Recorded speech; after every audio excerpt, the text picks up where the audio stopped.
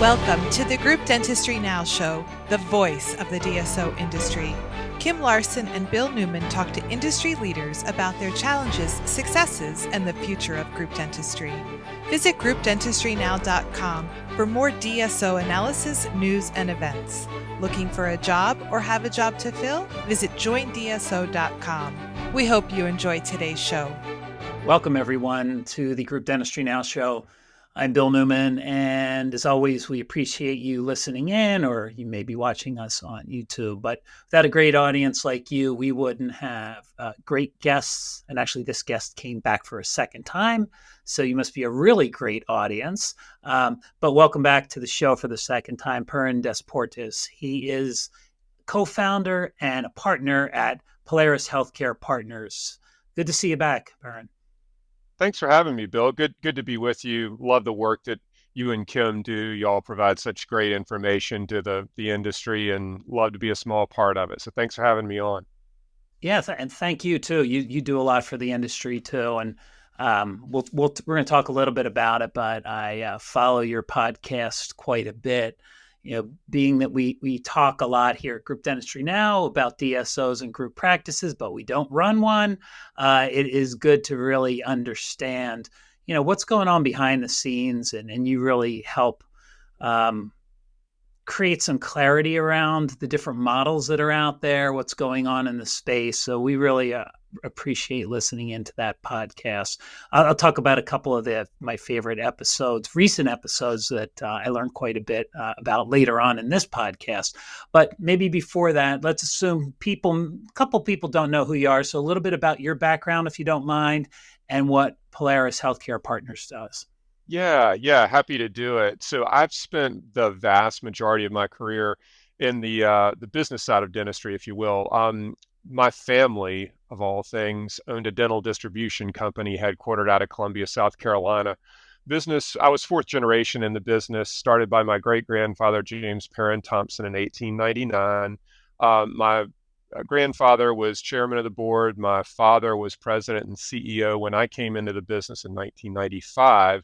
We ended up selling the business in April of 2002 to Patterson, not for operational or financial reasons. The company was performing quite well, but due to poor equity transition reasons. My father has two sisters, neither of whom worked in the business, nor did their husbands or any of their kids. So I got to learn early on about what a family business is like from the inside out. I was fortunate enough to stay on with Patterson after that acquisition for 15 years, and I ran 3 different businesses for them. And while I always look back and, you know, honestly wish I could have had a little bit more time with my dad and working in the family business, I probably never would have gotten the opportunities that Patterson gave me in those 15 years. So I'm always grateful for that. I learned about enterprise level businesses. I learned about industry consolidation. We'll talk about it as it relates to group healthcare practices, but I kind of learned it from the inside out and learned a lot about enterprise level businesses, the way they work, leadership, certainly being responsible for a P&L,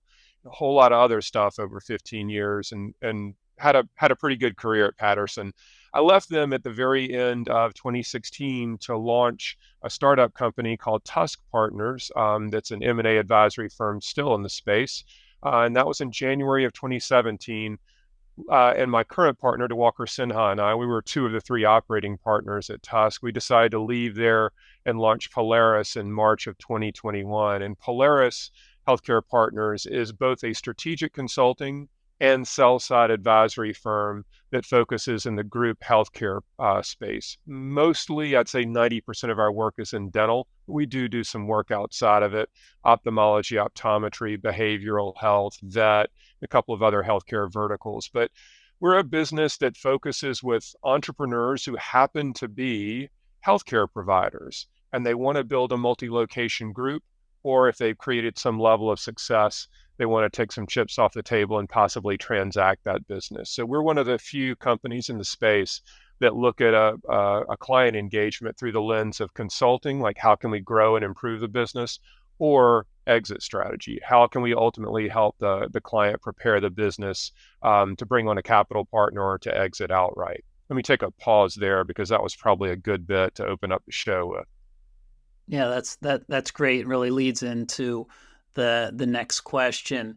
You mentioned something in that introduction was Polaris really is doing something relatively unique in the industry. I don't know too many firms out there that actually do the advisory portion and then the sell side advisory. So we've got strategy and then we've got sell side advisory. Typically, it's one or the other, and you don't have both. So, maybe let's start with that. You do things a bit differently. What is the world of M&A? And that's a good thing. What's the world of M&A look like from the Polaris lens and the people you work with on the strategy side and then on the M&A side? Yeah, I mean, it's M&A gets all the headlines, right? I mean, that's the 3-inch bold print and the sexy metrics and typically a lot of commas and a lot of zeros around transactions. And so that's the segment of the space overall that everybody's most interested in, even if they're not necessarily interested in exiting the business. Um, we tend to approach a client engagement when somebody comes to us and says, "Hey, I'm contemplating taking my business to market and selling it. What do you think?" If we were only a sell side advisory firm, we would say, well, the market's white hot. You'd be crazy not to sell the business right now. And if we were only a consulting firm, we'd say, you're a fool to sell the business right now. Look at the cash flow you're generating out of it. This is a great time to keep operating your business. Being both, we tend to look at the possible client engagement from the consulting lens first. Is there something we could help you do to improve your business? Or is the business at a level where it will yield a transaction that would warrant what you want to sell the business for? And I think that's kind of a nice balance of a way to go into a potential engagement with a client. We're not in any rush, in other words, to close transactions. We want to do the right work for the right client and gain the right outcome for them.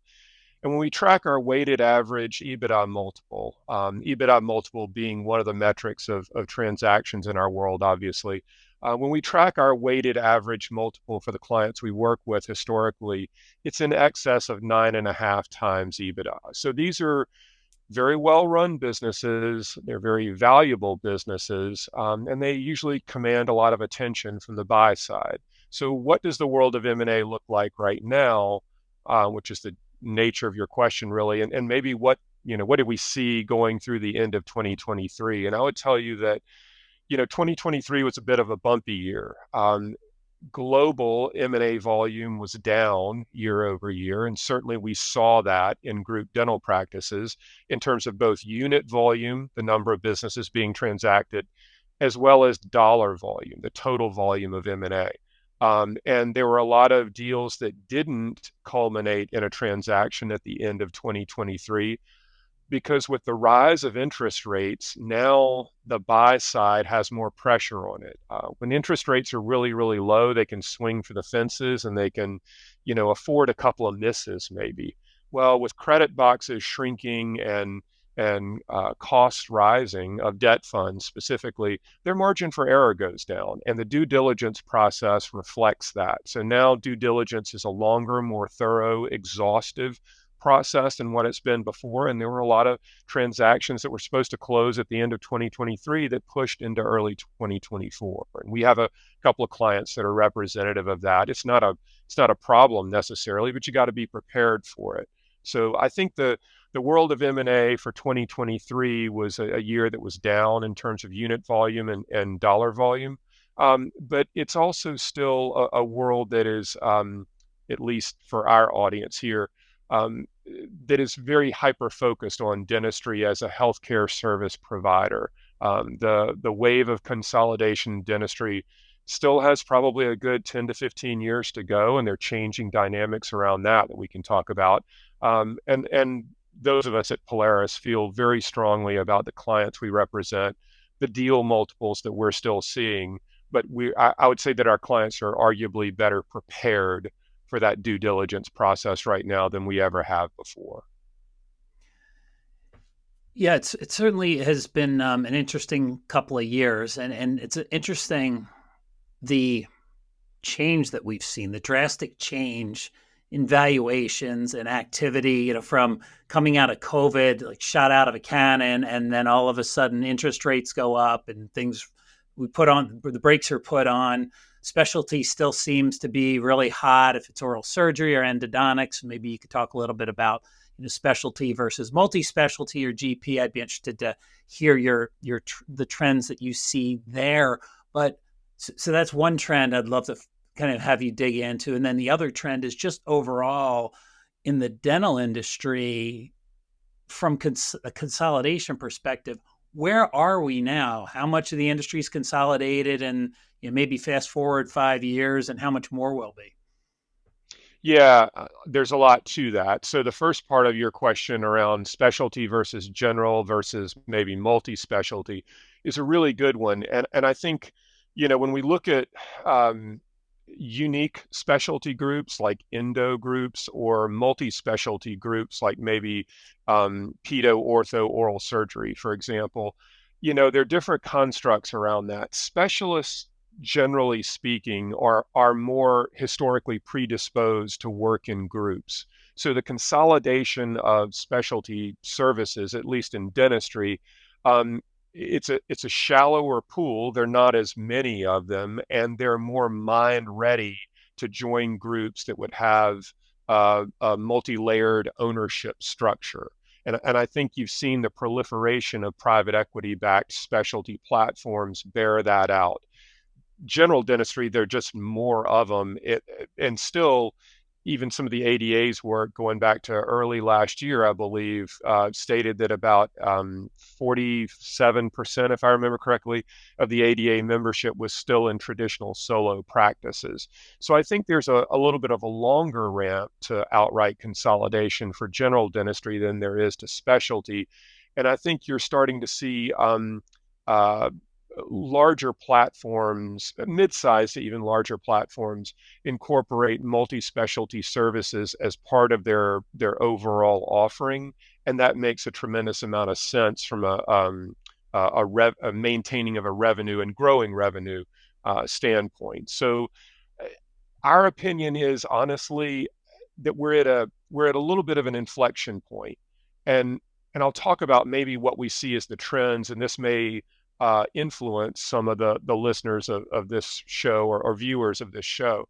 And that is that, I think the last probably 12 to 18 months, the rise of interest rates has been, again, a 3-inch bold headline.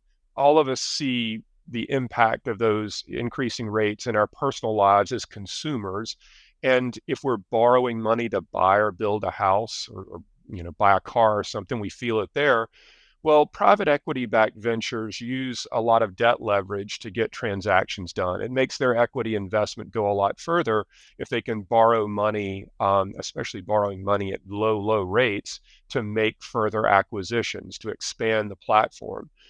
Most of those debt vehicles are akin to an interest-only loan or a variable rate product. So when we see a rise in interest rates, it puts a lot of stress and strain at an operational level for these businesses because it directly impacts free cash flow. And when they rise as quickly as they did, it can have a very adverse impact in a short period of time on free cash flow at a clinic level and certainly across the platform. The other thing that people don't talk about as much is that the lenders make lending decisions on what we call a credit box. And one of the primary matrix or metrics that they use rather is what's known as funded debt to EBITDA. I don't want to get too wonky on you, but when they start out lending at 6 times debt to EBITDA and then compress that to 4 times debt to EBITDA, now it's not only that the rate that the loan itself is costing the borrower more money, but there's fewer available dollars to draw on.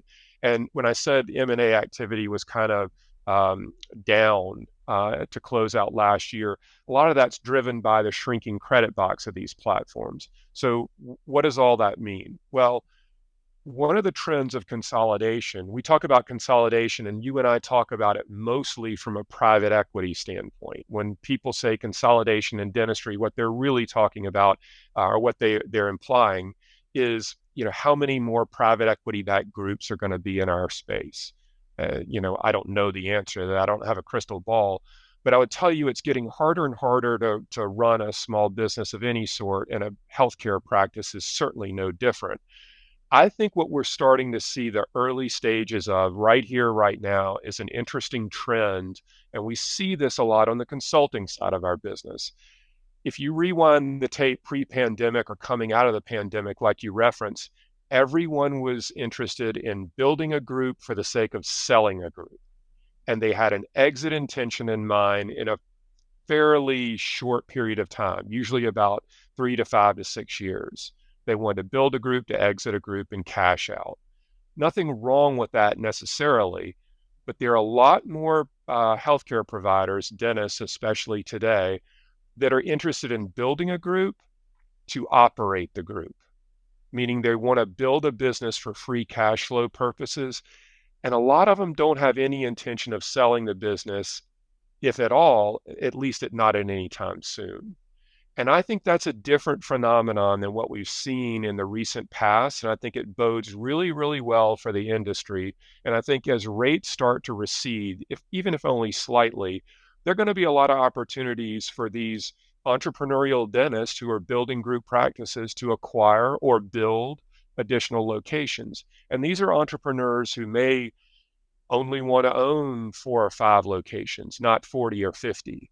And I think that's a really, really interesting phenomenon. We're seeing the early stages of it, like I say, in a lot of our consulting clients who have no expressed exit in mind, or at least not anytime soon. And these are businesses that are more methodical. They don't have to buy 2 or 3 locations a year to make their number within a tight time frame. They can afford to be patient, if you will, and really take the long haul approach. They can build a business that's not dependent upon their clinical skills, and they can generate a lot more free cash flow doing it. And I think that's one of the really new trends we're seeing that bodes really, really well for the profession. This is a great topic, and I agree, it's exciting. You have numbers that we see from the ADA, and we see the trend downward from solo operators, right? So that just continues every single year. I've heard somewhere between like 5 and 7% each year. It seems to drop off. And so where are they going, right? Some of those people are not hanging the shingle, and they're going to work for a DSO without maybe any desire to actually start their own practice. Some may get some pathway to partnership. You set those up, I know, for some of the groups that you work with, some of the small groups. But then there's the entrepreneurial dentist that you mentioned. And I've heard private group practice. That seems to be a new term where there's no private equity funding. So it's very similar to solos, but they're in a group setting, and maybe a couple of docs that maybe knew each other and want to get together, or a doc that wants to scale up. And I agree that's exciting, and I think it's great for the industry, because the industry is very used to selling to, if you're coming from the vendor industry partner side, selling to clinicians, and it's a hard shift for a lot of organizations to sell to a business-oriented dental group. Now, the challenge is that with people like Polaris, you're teaching them to be business people. So the vendors are going to have to learn how to deal with maybe smaller businesses. Do you see, so what happens? You've got this private group practice trend. And then I've also heard that there are some distressed DSOs out there, some that maybe will be consolidated so they're going to be gobbled up by another large group. So do you see some consolidation at the top, this private group practice growth at the bottom? Yeah. This is a really, really interesting topic you bring up. And I'm glad that you did. The way we started describing this, maybe halfway through last year on our podcast and a couple of other podcasts that I've appeared on, and some other stuff, I guess, is the difference in operators versus aggregators. All right, operators versus aggregators. And what I'm talking about when I say that is that probably everybody in your audience understands the acronym EBITDA. It's a normalized operational cash flow.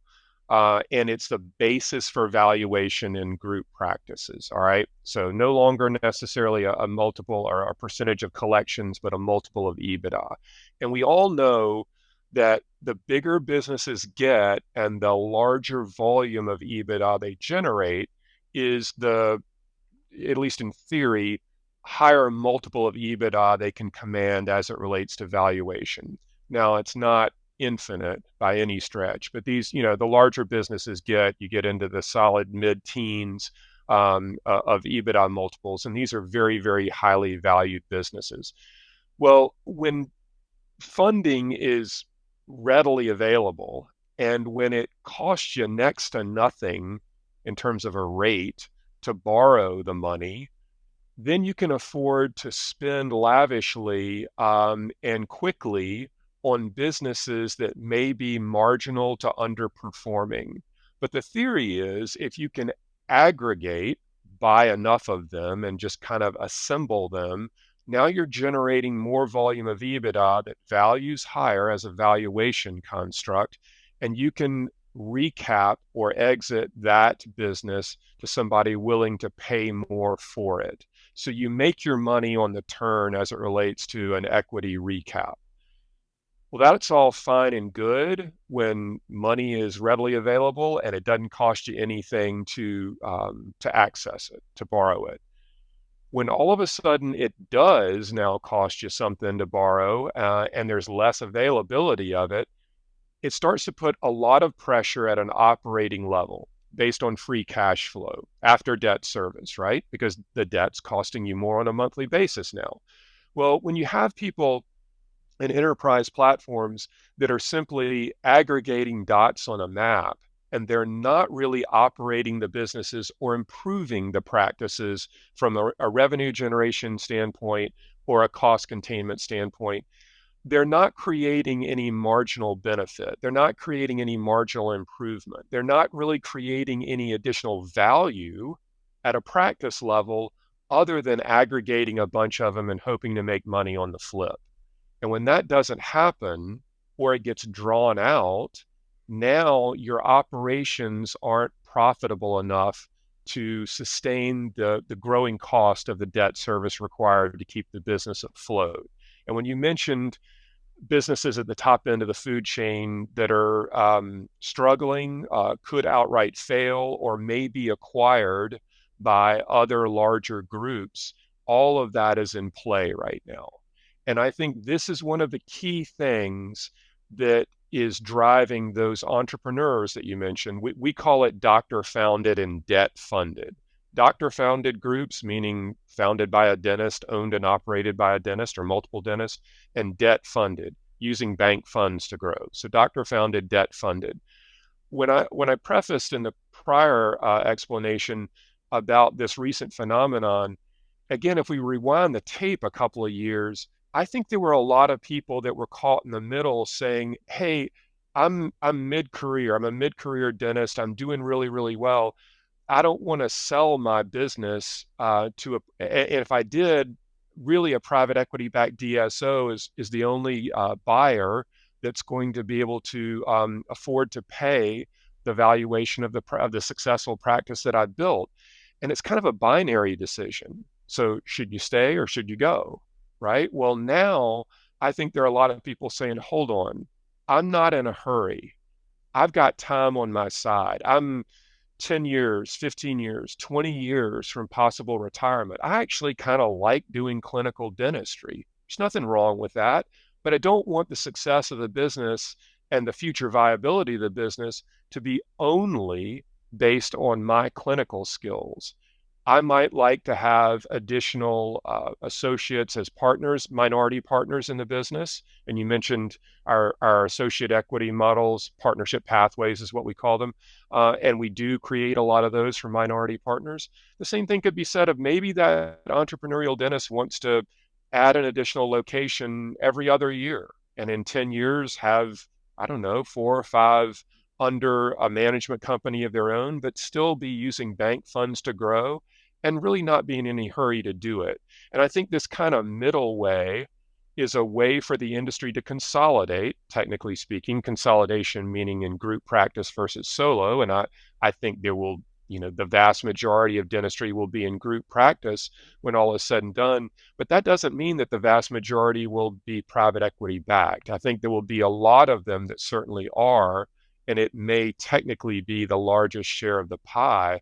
But I think there are going to be a lot of dentists that decide they want to build and operate group practices that could be a legacy business for their kids who may be going to dental school, or to bring in multiple partners along the way and just create a business that has enough negotiating power with suppliers, with banks, with insurance companies and things like that. Craft a way for younger associates to become minority partners in the business, but still maintain some level of independence and not be part of a larger private equity-backed group. So I think there is, based on some of the recent phenomenon at the top end of the food chain you mentioned, I think it's creating a lot of that interest in what I would call emerging groups and mid-career dentists. Yeah. But no doubt there's a lot of pressure on the solo practitioners. Operation costs are going way up.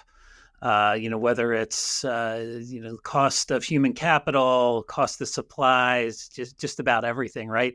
We know reimbursement's not going up, which is a shame. We consider it a crime, but it hasn't gone up in years. So it's pushing, I think, some of these dentists to make a decision, right? Do you become an associate, kind of go that route? Do you start your own group practice?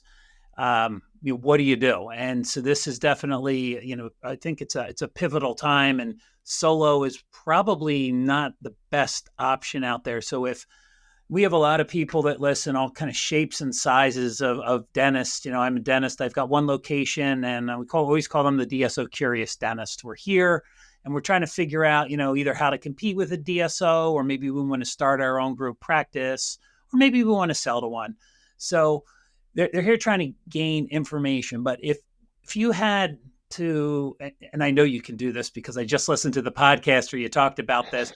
If I have one location and I want to maybe either get to two or start a group practice, or maybe I don't even have a single location, how would you start that group practice today? What kind of insights can you give somebody that might want to start a group practice in 2024? Yeah. And this is going to sound a little bit counterintuitive or ridiculous, however you'd like to categorize it. It's probably both. We have the benefit of working with a lot of group practices, all shapes, sizes, manners, and forms. And some are very well run, and some maybe less so, and some have outright challenges. Even though my world is group dental practices, I'm not being an advocate that you should build one. I see a lot of messes. I see a lot of challenges, and some we can help with, and candidly, some we can't. So just because I'm in the world of group practice doesn't mean it's the right thing for everybody and that everybody should be doing it. All right, that's the first thing. Specifically, if you're 5 years from retirement, near retirement, something like that, and you've got a successful business, I don't know that it's worth the risk, candidly, of taking on, personally guaranteeing more debt to acquire additional locations at that later stage of your career. But what you said, Bill, is 100% true. That it is getting harder to run a small business of any sort due to wage escalation costs and all those staff members that we had to give guaranteed raises to, or additional bonuses or what have you in the last couple of years to keep them as part of our business. They're not going to be giving back those wage gains anytime soon, right? And the cost of supplies, the cost of employee benefits, all of that good stuff isn't going to recede in the future. So, when you talk about insurance reimbursement declining, or at best case stagnating for a solo practice because they have such a hard time negotiating fee increases, if your revenue line is sort of capped and you got growing expenses, that marginal pressure hits the owner right in his or her back pocket in terms of personal income. And that's a challenging place to be. So I think if you're 10 years, 15 years, 20 years out, you owe it to yourself to at least explore building a group practice. And if so, if you decide to do so, then have realistic expectations around the time frame, what you want to build, why you want to build it, and a lot of other things that we take our clients through and some of the programs that we offer. So, if I were going to build a group practice, what would it look like, and maybe what advice might I give? And you're right, I did record a podcast episode about this because I do get this question a lot. Okay, genius, if you're so smart, what would you do? Um, and the way I would answer that is, I do think there is a lot of power and might, and to a degree, a defensive strategy in a multi-location group. That being said, more locations can create more chaos. So when we think about a practice in and of itself, the first risk profile we want to minimize is something I call provider dependency. So if you're a general dentist and you've got a 4-operatory practice, you may be generating a lot of revenue out of it.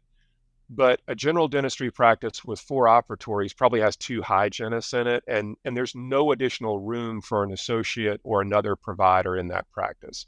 If you leave that practice and hire an associate behind you, and he or she gets struck by lightning or hit by a bus, or they quit, or you have to terminate them, or they have a health scare or whatever else, it's probably going to be dark revenue days for a little while in that business. So the opportunity to expand it days and hours or through additional providers is very, very limited. So the first thing we want to make sure of, whether we're acquiring practices or building practices, is not to create so small the confines that you have provider dependency there.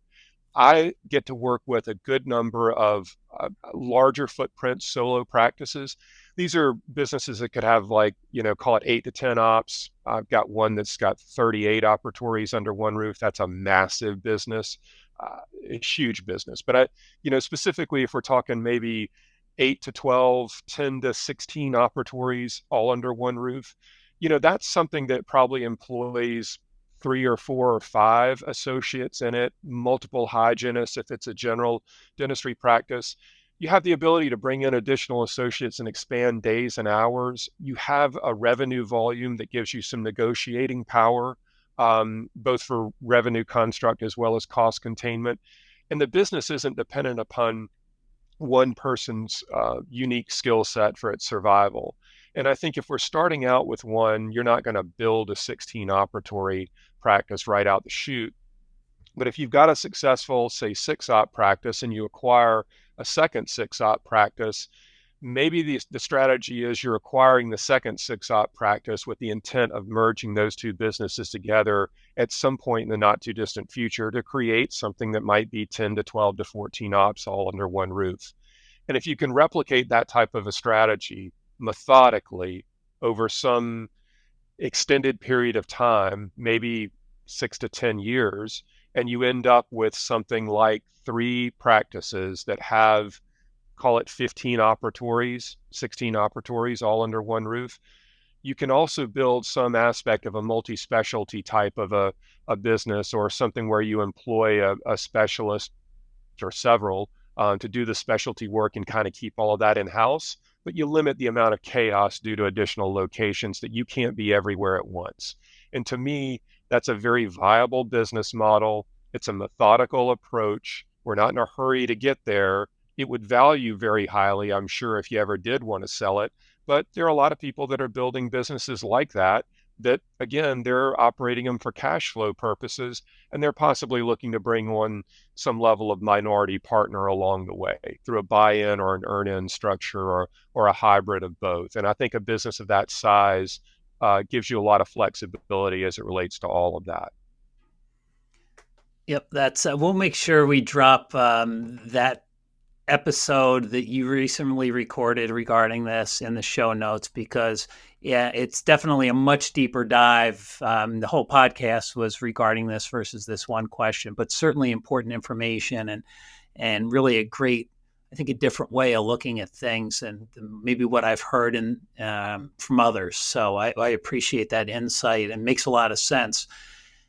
If somebody already has, let's say, 4 or 5 practices, and they're committed to building a group, where do they go from there? I mean, do you take a look at what they currently have, and is there a strategy maybe to add operatories, kind of your strategy where, hey, maybe we can bring multi-specialty, or we can do more dentistry under the roofs you already own, versus adding to the chaos, as you call it, which certainly makes a lot of sense. So what will be a strategy for somebody that maybe is like, hey, we've got a group practice already, but we still want to do more?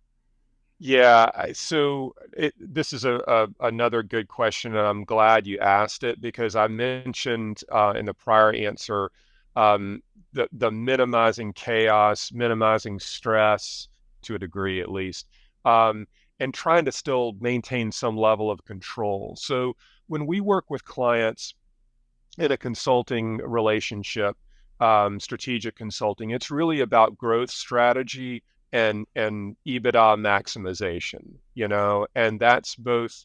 Sometimes it's footprint expansion, so it could be acquiring or building additional locations, and sometimes it's just simply improving what you got because that's kind of newfound free money. It's newfound free valuation, if you will. You don't have to usually take on a lot more debt, if any at all, to get that out of the business. So we build a full financial and operational model on every client's business and every location in that business that we work with. And we're looking for incremental gains, right? I mean, this is tightening up some of the expense structure, gaining a little bit of efficiency, understanding, are we really generating maximal revenue generation out of the chairs and days and hours that we're open? Is there some level of productivity that could be gained? This is kind of low-hanging fruit that, before you go adding on to your house, you might want to look at all the rooms you got right now and really decide if you're living in all of them before you added an additional wing to it, right? Same thing in the business. So when we work with clients to think through and really model out what the inherent potential of the business is right now, and see where the low-hanging fruit is, we may guide the client to really focus on that in our next strategic planning session for the next 4 quarters, and maximize what they have available to them under one roof. And some of it could be adding specialty services, like you mentioned. And then when we start thinking about actually expanding the footprint, a lot of that is built around the 5-year growth pro forma that we build for clients. So if somebody says, "Hey, Perrin, I do want to sell my business in 5 years, and I'd like to put $20 million in the bank after debt service, after taxes, after advisor fees, anything like that. 20 million bucks in the bank." Okay, let's see where we are right now from a valuation, a debt load, and an operational structure standpoint, and let's figure out what we've got to buy or build over the next 3 to 4 to 5 years that would yield a business that would be valuable enough to warrant a transaction that would net you the $20 million that you're looking for. And it's really an analytical approach at business forecasting to be able to guide a client factually, analytically along the road that they must take to yield the outcome that they've verbalized to us. I only halfway jokingly say that we crush a lot of hopes and dreams along the way, because sometimes when somebody says, I want to build a business that nets me $20 million, that may sound really great at the 19th hole on the golf course. But if I tell you, well, that's great, you got to just buy 20 locations over the next 4 years to get there, then maybe that's not the best growth strategy for you. Or maybe you're not really in it to win it from that standpoint. So I think this is an analytical way we look at business building, and really we're not trying to tell the client what the business is that they should build.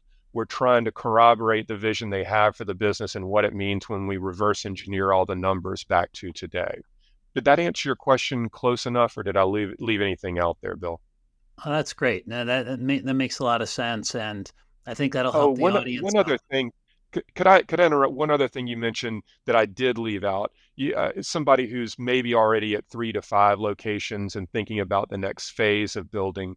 Um, and this is a point that people do kind of, they run up against another inflection point because a 4 to 5 location group is this is relatively easy to control. But when you really want to build a bigger business, you're going to have to make investments in the operational infrastructure.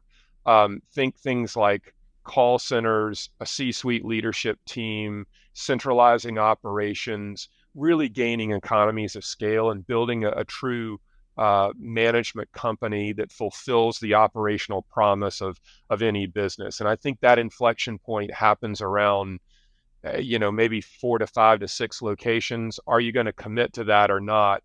And if you do, are you in it for long enough to make sure that that investment pays off from an ROI standpoint? In other words, are you really committed to taking the business from 5 locations to 20 or more, for example? And there's a lot more to it at that stage. The complexity is geometrically more than just operating a daisy chain of 3 or 4 or 5 practices. Sorry to cut you off on that. It just, the light bulb went off on me there, so I had to get it in. Oh, that's great. That actually leads to kind of a follow-up question with that. If somebody is going to make that leap, and you talked about centralizing, you mentioned call centers, there's some things that you need to do. What would you recommend? And I think you said that 3 to 4 or location.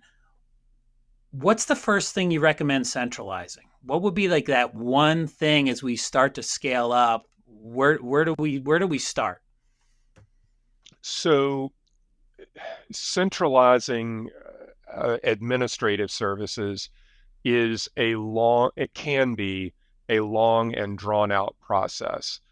The reason you do it is because, and this is going to sound a little bit ruthless, but the reason you do it is to minimize the additional headcount you have to add back into these businesses. Okay. And wages, our team, is the biggest line item on everybody's P&L. And while it's technically a variable cost, we don't want to go through layoffs and rehires like we're one of the enterprise level banks, right? So when we think about centralizing things, low-hanging fruit is typically around operations. There are ways to phase in a call center, and the key piece of this is that when we think about clinic level operations, call volume ebbs and flows dramatically according to day of the week and time of day. Yet we're all spending a lot of money on marketing plans that make the phone ring, and when there's nobody there that can take the call for the new patient appointment, then a lot of our marketing spend has gone up in smoke, right? So how you think through the different phases of call centers, and I say call centers, but it's more like call routing and call performance, right? This is one of the services we offer, and we understand the ROI and the impact behind it. And it's mission critical to really gaining the most out of marketing spend, and also using your team most efficiently, I would say. So operations is the short answer, but specifically operations as it relates to the impact of calls being answered is more specific. And then you get into things like controller and bookkeeping services, and you get into procurement for supplies, and you can start to centralize some aspects of marketing spend and the human capital necessary to generate that. And then you get into things like business development. If you're going to build a multi-location group beyond 5 or 6 or 7 locations, that means you're going to add locations. Well, who's responsible for going out and finding the locations where you're going to build your next practice, or who's responsible for going out and making connections with, establishing relationships with the potential sellers in your marketplace that may be interested in selling their business in 2 or 3 or 4 or 5 years? So business development is really one of the mission critical pieces of taking it from, say, 5 to 20 locations, just as an example. Great. So as we start to wind down the podcast, people are going to have a lot of questions, and I think there's a really great opportunity for whether you're a solo practitioner out there looking to add, somebody that's 3 or 4 wanting to make that leap. You have an event coming up in San Juan, Puerto Rico called Accelerate, and it's in April. This would be a great opportunity for anybody that really wants to find out more. And it's a unique event. It's not like, and if you've been to a DSO event, there are a lot of them now. I mean, it's its own subculture. It's amazing, but you could go to a dozen DSO events and in a given year and see a lot of the same content, unfortunately, not in all cases, but in some cases. So let's talk about Accelerate and why your event's so different. Yeah, and thanks for the opportunity to plug it a little bit here, because we have high expectations for it. We've built the event to be a little bit more unique, and I'll dig into a little bit of the why behind it. You and I have the privilege and the pleasure to attend a lot of conferences. You more so than me, but I speak at probably a half a dozen of them a year.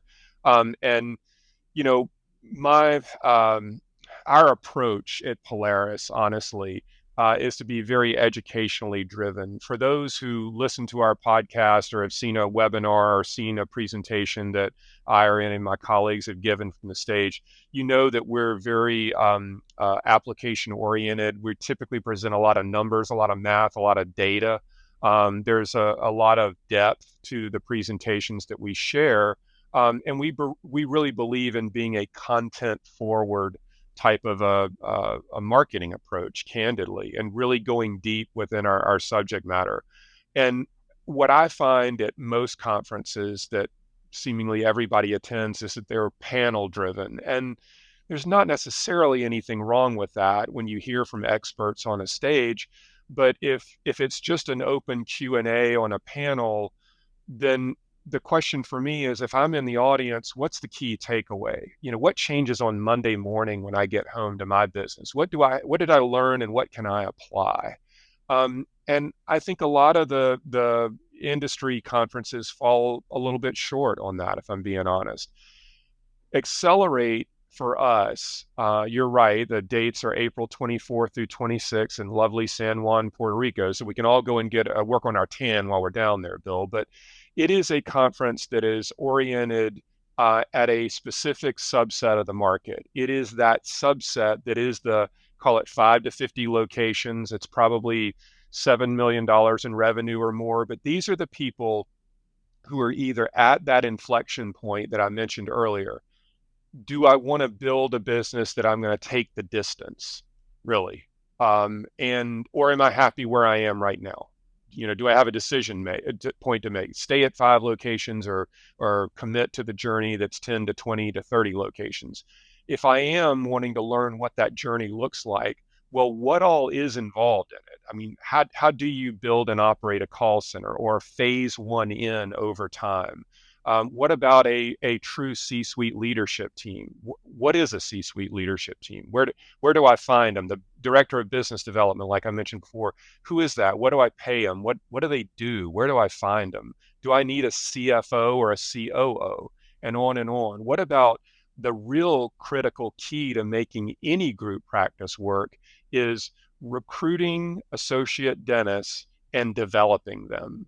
Not just recruiting them and turning them over, but truly clinical skill development. Can that be systematic? Is there a programmed approach to that? You know, what about if I'm going to build this multi-location group and it's a valuable business right here, right now, today? How do I use equity as currency? And by that, I mean, how can I bring associates into the ownership structure of the business?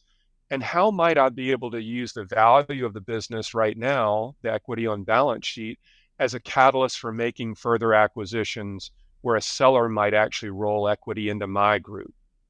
So these are heady business concepts that somebody who wants to build their own platform that's going to centralize back-end administrative infrastructure, how do they go about that decision tree process of whether this is the right next step for them in their journey, or if they're already along in their journey, what should they expect next? And this is a conference that's going to be detail oriented. It's going to be content driven. You're going to die in data. You're going to drown in data. And you're going to have a lot of access to presenters who are not a panelist on a stage. They're there to share their wisdom, share their educational content, and really make sure that we give you the decision points to do something different when you get back to your business on Monday morning. So I think it's going to be a different context of a DSO type conference than what you're probably accustomed to seeing. For those that are still in the 1 to 2 location, should I build a group practice or not? That's a little bit different decision point. We have a variety of subject matter offerings, educational offerings. One called the Catalyst Project. That's a web-based sort of a group. Usually about 15 people. I teach those, about a 6-week course on some of the fundamentals, and we'll be launching a group coaching model probably further into the spring, that'll be more educationally driven at the emerging market space. But for those that are committed to the journey, five locations or more, I would say, and they're looking for that next step in the business, and next step for them as leaders, Accelerate 2024 is the conference for you. It's April 24th through 26th in lovely San Juan, and I'd love to have you join us. So. And you can find out more information about that event. Go to your website, which is polarishealthcarepartners.com. We actually have the event listed on groupdentistrynow.com in our events section. So either way, you can find out about that event. It sounds great. And, for anybody 5 locations or above it, and like you said, want to see what that journey looks like, or committed to that journey, you're going to take them through that. Anything else you want to mention before we end the podcast? Actually, Perrin, how do people get in touch with you if they just want to email you? Because maybe they, aren't at that 5 location. They want to find out about the Catalyst, get involved in that. How do they do so? Yeah, our website is polarishealthcarepartners.com. I jokingly tell people that when we launched the business, we looked for the longest unclaimed URL, and I think we found it at that. So if you can remember polarishealthcarepartners.com, there's a form fill. You can see almost all of them dead end into my email address, so I see all of them that come through. That's an easy way to get connected with me. Just the form fill box that's on their contact us page. My email address is Perrin, Perrin, at polarishealthcarepartners.com. I probably get, 15 to 25 emails a week from people with various questions about group practices. I probably take between 5 and 10 calls a week from people who are wanting to explain where they are in their journey and things like that. So I'm wide open about doing that. Do that very often. The Catalyst Project, like you mentioned, is a web-based educational offering that we piloted back in the fall. The first class kicks off this Friday. It's full, but we'll be doing another one in May. And it's a really user way for people to kind of dip their toe in the water. The people who think they want to build a group practice, but they don't know what they don't know, and they're also not committed. They're not sure yet, and they'd like some unadulterated time with somebody to give them guidance. So there's a teaching component over 6 weeks, and there's a group discussion component over 6 weeks that's usually a lot of fun. So Catalyst is a nice vehicle for that, and I'm sure we'll advertise with y'all the next time we open one up. But we'll take some early registrants on like a waiting list for the class that'll probably kick off in May. Well, that's great. And we'll make sure we drop the email address and the URLs, and you make sure you check out his the Polaris podcast, because like I mentioned, I don't listen to a lot of podcasts, but I do listen to yours, and it's been very, very helpful. And I know that our audience could glean a lot of knowledge from you. So I appreciate it. Yeah. You're kind to say that, Bill, because I know you get a deluge of them. It's called Group Practice Accelerator, and you can find it on our website or on any of the, Apple, Spotify, TuneIn, Stitcher, all those outlets. And if you're having trouble falling asleep at night, after you listen to me for 30 minutes, you'll be out like a light. So it's good for that use too. Thank you, Perrin. Thanks for joining us for the second time. Again, all that information will be in the show notes. And thanks everybody for listening in, or maybe you're watching us on YouTube. We appreciate you. Until next time, this is the Group Dentistry Now Show. The Group Dentistry Now Show has listeners across North and South America, Europe, Asia, and Australia. If you like our show, subscribe today, and please tell your colleagues about us.